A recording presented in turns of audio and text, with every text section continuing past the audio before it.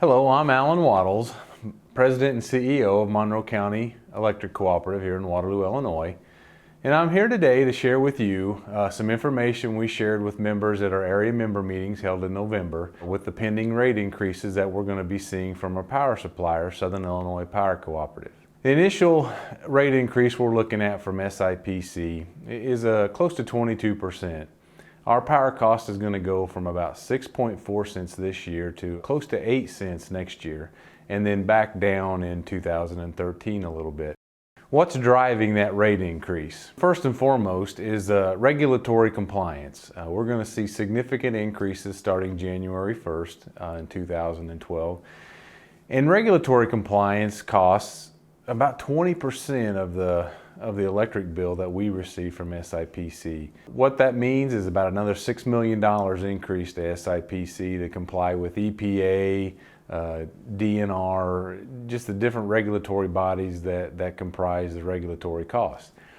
We're going to see that increase from $24 million to $30 million next year. That's a significant increase to come back to Monroe County Electric Cooperative. Some additional items that they're going to see is the cost of Prairie State Generating Campus coming online. Once that starts producing power, we're going to have to start paying that debt. We think the total bill is going to be about $480 million. That's SIPC's portion, receiving 125 megawatts out of that plant. It's a state-of-the-art, it's clean coal technology, but we have to start paying for it. $450 million of the dollars are going to be long-term, 30 to 35-year notes, but the balance of the $30 million is going to be short-term, between 5 and 10 years. But we're going to start paying for that. That's going to be an increase. Ameren wholesale transmission. 4 of the co-ops, Monroe County, Tri-County, Clinton County, and Clay Electric, receive their transmission through Ameren. SIPC generates the power and they supply it over Ameren's transmission lines to get to our substations. Well, they raised their rates for that. We're going to see about $2 million increase in wholesale transmission. Now, we are fighting that with the Federal Energy Regulatory Commission out in Washington, D.C., but that's not going to be heard until October of 2012. So we are a little over 9 months away from getting any type of relief from that.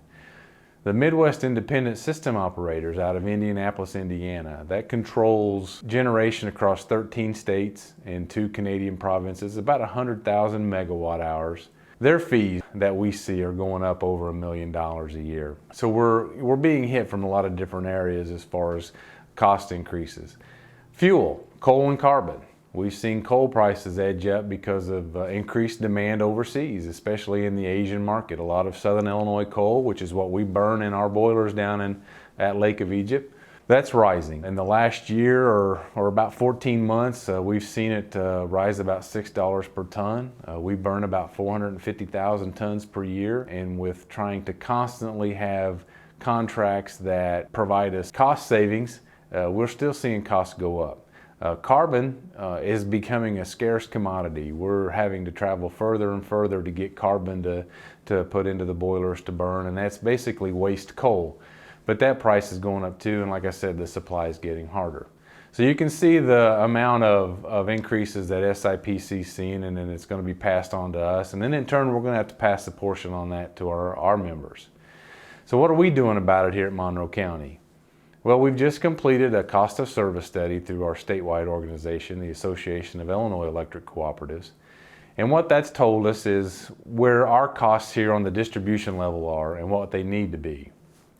In the cost of service for just basically residential consumers, we need a consumer charge, which is billing, insurances, fuel, salaries, those everyday items that we have. It's about $32.50, $33 a month. That's every month, just to keep the doors open. Next is the distribution delivery charge. That's the cost of building the system big enough that everybody, if they wanted to turn on their air conditioner or turn on their heater, we have to have a system that's capable of providing that power in an instantaneous piece. It's basically overbuilding the system to make sure we meet the needs of everybody. Well, that charge is on a kilowatt hour basis, and that's about 1.81 cents. When you throw them together on a kilowatt hour basis, it's about 4.87 cents per kilowatt hour. And that's what we need day to day, month to month, to run the business. So how do we get there? You know, if we have that, Our cost of power is going to be about 8 cents. So we see the rise in our monthly electric bills, because currently we're just collecting $27 on a facilities charge on our members' bill. And then the balance of the delivery service charges and the consumer charges are captured in your energy blocks. Our first 2,000 kilowatt hours costs us 10.5 cents, and then anything over 2,000 is 8.33 cents. So we're collecting those fixed charges in our energy blocks, and we want to get away from that. In 2013, we want to have our bill set for collecting a consumer charge, whether it be $32.5 or $33, and then a distribution delivery charge at the 0.019 cents per kilowatt hour. And then the energy block is going to be a flat energy block at whatever the cost of power is. And it may fluctuate month to month, and that'll go up and down. So we'll see less subsidization across the members. If you want to conserve energy, you're going to save dollars. Because you're using less, you're going to be charged less. So as we get further along in this next year, we're going to have a slight increase in our facilities charge to get it closer to where we need it to be. And then in 2013, with your first bill February 1st, which is your January usage, we want to have what we call the unbundled bill. And over this next year, we're going to be educating the consumers as to what this is going to look like. And we're just hopefully that if you have questions, call the office.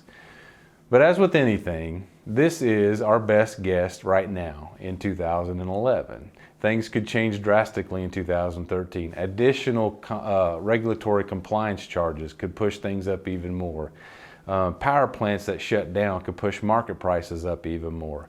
But this is our best guess right now, and this is what we're trying to do going forward. We want to be good stewards of your money that you give us each and every month to provide you electricity. The board of directors, the employees, everyone associated are doing our best to control costs and give you quality for the money you're paying us. And as we go forward, we will do our very best to give you the best quality service at a reasonable cost for your electricity. Thank you.